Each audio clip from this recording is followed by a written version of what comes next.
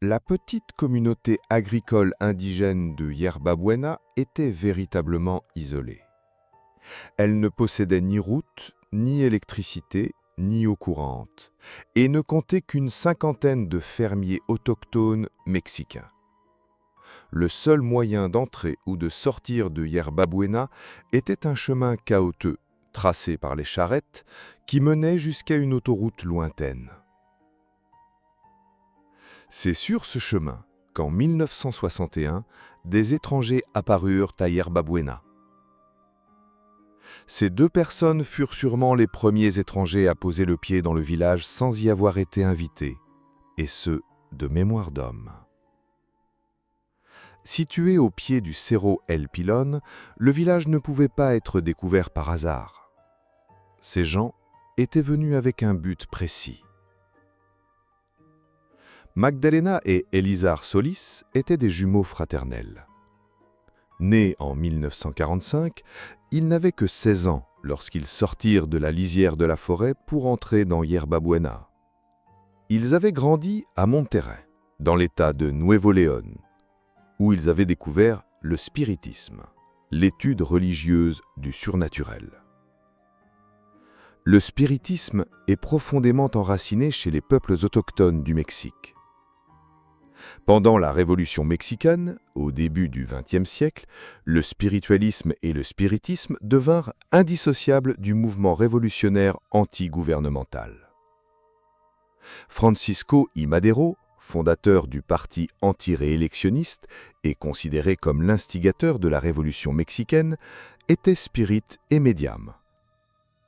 En 1911, il publia le Manuel Spirit basé sur ses enseignements en France et affirma avoir déclenché la Révolution mexicaine sous la guidance des esprits. Dans ses écrits, il décrivait la véritable religion mexicaine de l'Antiquité et soutenait que le catholicisme qui l'avait remplacé était devenu un instrument de domination sur le peuple mexicain. Les spirites croyaient que la religion originelle et ancestrale du Mexique avait été préservée, transmise à quelques élus, dans le but d'un jour renverser le catholicisme et de rendre aux Mexicains la foi de leurs ancêtres. Magdalena et Elizar Solis quittèrent Monterrey ensemble en 1961, voyageant vers le sud à travers de petites communautés indigènes. Ils exploitèrent les croyances de ces populations en prétendant être des adeptes de la véritable religion, inculquant ces enseignements comme prétexte pour escroquer nourriture et abri avant de disparaître.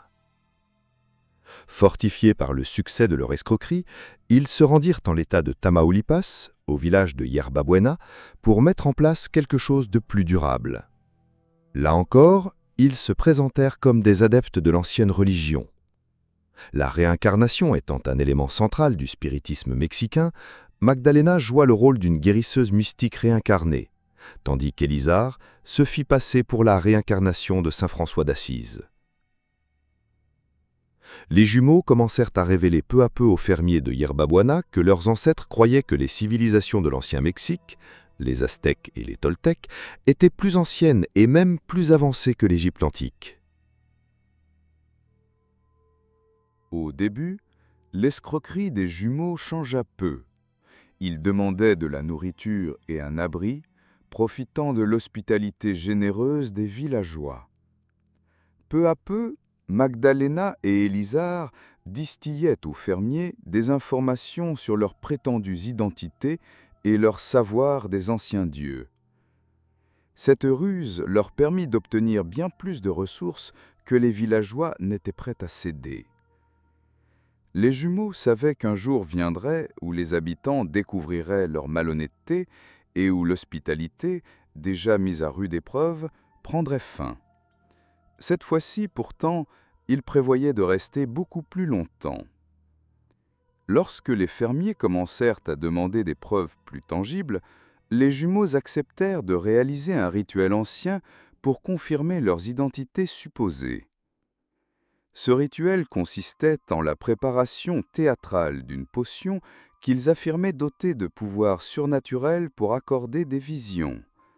En réalité, elle était simplement mélangée à de la marijuana. Ils convainquirent les villageois de boire cette potion. Drogués, et donc plus suggestibles, les habitants étaient alors soumis à l'influence des jumeaux qui renforçaient leurs mensonges. La méthode se révéla puissante et efficace. Chaque fois que les doutes apparaissaient, Magdalena et Élisard inventaient de nouveaux rituels pour apaiser les sceptiques en augmentant à chaque fois la mise. Ils commencèrent par modifier la première cérémonie en ajoutant du sang animal dans la potion droguée. Puis ils incorporèrent des costumes élaborés, se couvrant de peintures corporelles et de plumes, imitant l'apparence des prêtres et prêtresses aztèques. Deux clans se formèrent alors à Yerba Buena, ceux qui croyaient aux jumeaux et ceux qui doutaient encore. Au printemps 1962, les jumeaux ordonnèrent 2 des villageois les plus fidèles pour les aider à accomplir les rituels et servir d'hommes de main afin d'extorquer des tribus aux non-croyants. Ils choisirent les frères Santos et Catano, Hernandez, enfants du village, comme tous les autres condamnés à travailler sans relâche dans les champs. Avec peu de distraction, les frères accueillirent avec enthousiasme l'arrivée des Solis. Ils burent sans hésiter la potion droguée et crurent fermement aux mensonges et au pouvoir fabriqué des jumeaux. Les frères Hernandez étaient cruels et prenaient plaisir à exercer leur nouvelle autorité sur les sceptiques. Grâce à cette main-d'œuvre supplémentaire, Élisard, aidé des frères, construisit un temple pour les rituels dans une grotte en altitude au-dessus de Yerba Buena. Ils érigèrent une estrade en bois autour d'une dalle de pierre plate servant d'autel, avec un toit de chaume soutenu par 4 piliers de bois. Chaque nuit, les villageois faisaient le trajet à travers la jungle jusqu'à la caverne pour assister aux cérémonies. Les jumeaux vivaient désormais dans l'abondance, protégés par les frères Hernandez. Cependant, un conflit d'intérêts commença à poindre. Alors que les Solis souhaitaient prolonger l'escroquerie le plus longtemps possible, Santos et Cayetano ne pensaient qu'à accroître l'influence et le nombre d'adeptes du culte naissant. Les jumeaux ne pouvaient pas paraître freiner cette expansion, surtout que les frères les poussaient à toujours plus de spectacles grandioses. Ce conflit entre les prêtres et leurs jeunes leaders atteignit son apogée à la fin avril 1962. À la tombée de la nuit, les habitants firent comme d'habitude le chemin à travers la forêt et grimpèrent le sentier menant à la grotte. Là, Magdalena, Élisard, Santos et Cayetano, vêtus de peintures corporelles et de plumes à la manière des anciens Aztèques, attendaient sous le toit de chaume de leur temple de fortune. Comme à l'accoutumée, ils droguèrent les villageois, qui purent volontiers la potion mêlée de sang et de marijuana dont ils étaient devenus dépendants après tant de cérémonies. Cayetano s'avança et fit silence dans la foule. Il appela un volontaire, quelqu'un qui accepterait de se sacrifier aux anciens dieux. Il promit que celui ou celle qui serait offert monterait au royaume des dieux et y vivrait pour l'éternité. Incroyablement, d'après les témoignages des survivants, un villageois se porta volontaire dès le tout premier sacrifice. Sous l'emprise des drogues et des mensonges des Solis, les habitants de Yerba Buena étaient prêts à donner leur vie pour Magdalena et Élisard. Cayetano guida l'infortuné fermier jusqu'à l'autel et lui demanda de s'allonger. Les frères Hernandez passèrent rapidement à l'acte. Ils ouvrirent le corps et en retirèrent le cœur encore battant. Leur frénésie meurtrière apaisée, ils recueillèrent le sang de la victime sur l'autel, remplaçant ainsi le sang animal dans la potion. La boisson fut à nouveau distribuée, puis le corps fut transporté dans un coin de la grotte et brûlé. L'emprise des jumeaux était désormais si forte que les villageois acceptaient le meurtre et même le cannibalisme. Et si certains gardaient des doutes, aucun n'osa parler, du moins pendant les 12 mois suivants. Pendant cette période, à la fin de chaque mois, les villageois entraient dans la grotte et en ressortèrent un moins. Selon les rares témoins, chaque mois, sans faute, un volontaire s'avançait vers l'autel ensanglanté.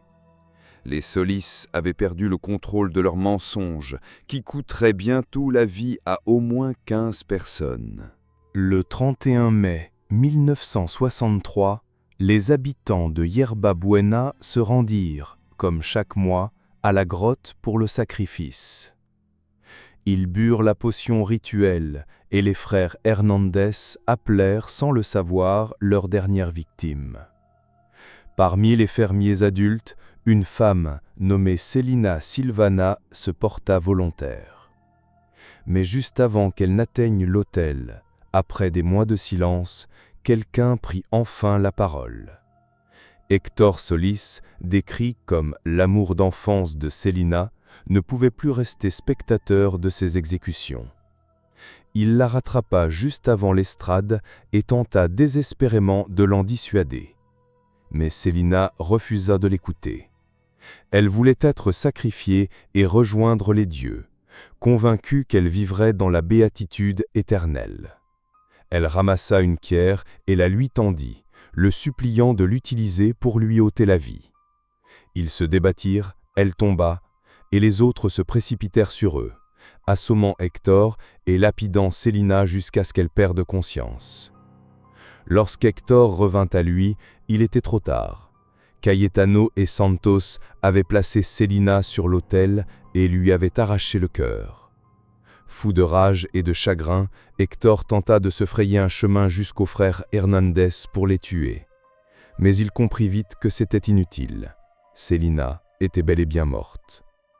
Héctor quitta la grotte après l'altercation, laissant les membres du culte vider le corps de son sang et brûler les restes. Il rentra auprès de sa femme et de ses 4 enfants au village, jurant d'aller dénoncer le culte à la police.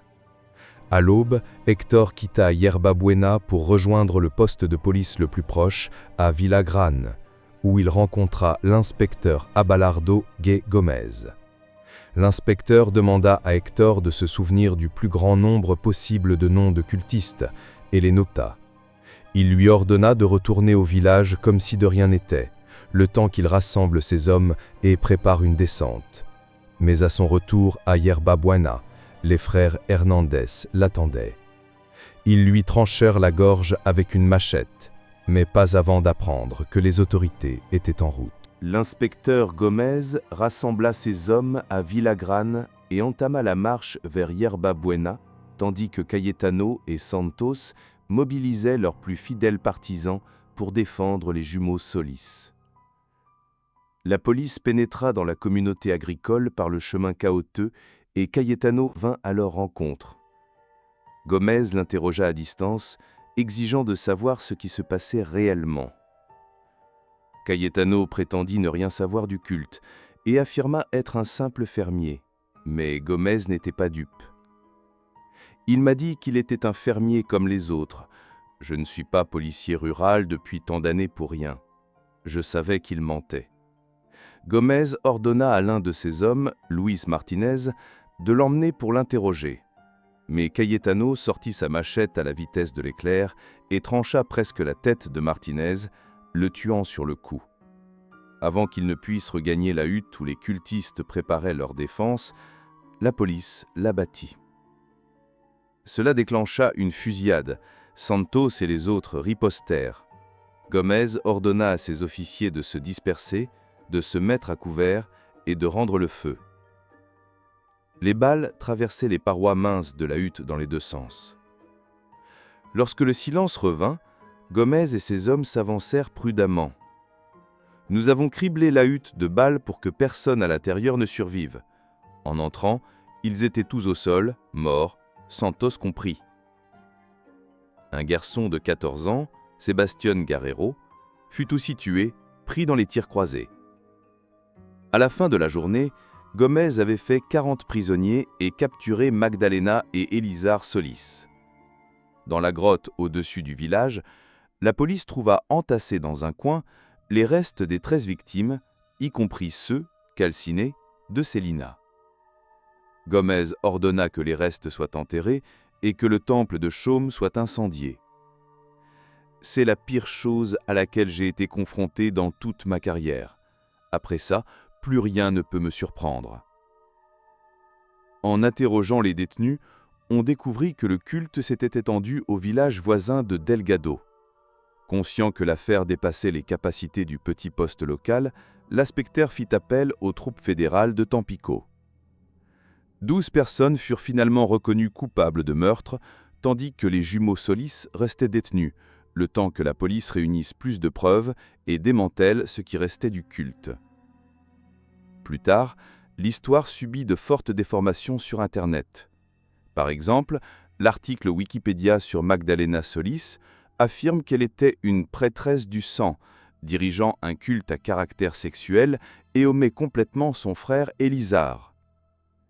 Il présente les frères Hernandez comme les fondateurs du culte, insiste sur la supposée prostitution de Magdalena et sur des éléments douteux ou invérifiables, souvent repris de sources anciennes, inacceptes ou sensationnelles.